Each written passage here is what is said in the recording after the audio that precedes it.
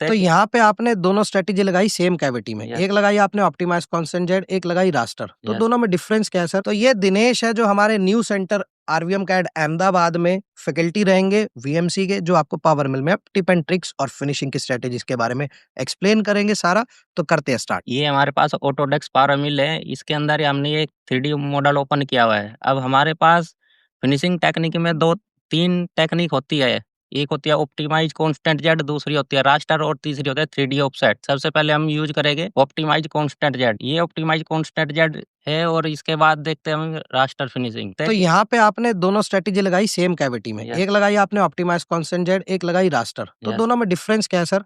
अभी हम इनका डिफरेंस देखते हैं। पहले स्टार्टिंग में देखते हैं ऑप्टिमाइज कांस्टेंट जेड कैसे चलता है। हमने इसको ओपन किया, सेटिंग में गए यहाँ पर। अब देखिए ये बिल्कुल सरफेस को लेकर चलता है ओनली।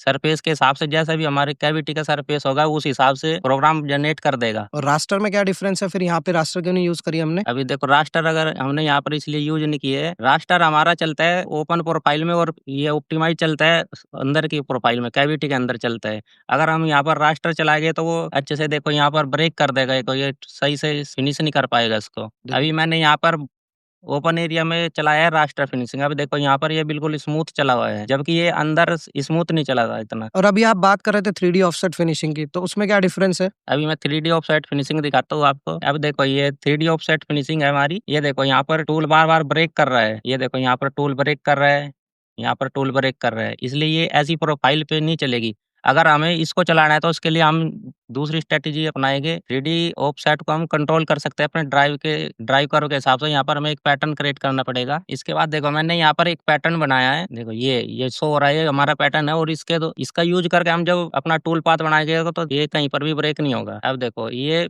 पूरा स्मूथ चलेगा हमारे पैटर्न को फ़ॉलो करते हुए। लेकिन अभी आप देख रहे हो यहाँ पर ये बार-बार टूल लिफ्ट कर फालतू रहा की है। लिफ्टिंग्स हो फालतू रही की है, लिफ्टिंग हो रहा है जो इससे भी हमारे साइकिल टाइम बढ़ेगा। साइकिल टाइम बढ़ेगा इससे। अब इसको कंट्रोल करने के हम टूल पाथ में जाएँगे, टूल पाथ कनेक्शन में जाएँगे, लिंक्स में जाएँगे, ऑन सरफेस और अप्लाई कर देंगे। अब देखो हमारी फालतू की जो लिफ्टिंग थी वो खत्म हो गई, जिससे हमारा टाइम पीरियड कम हो जाएगा। अगर आप अहमदाबाद के रहने वाले हैं, गुजरात के रहने वाले हैं और आप वीएमसी करना चाहते हैं, इंटरेस्टेड हैं उसमें मैकेनिकल लाइन में, तो आप वहाँ पे हमारे विजिट करके इंक्वायरी कर सकते हैं और नॉलेज अपनी बढ़ा सकते हैं।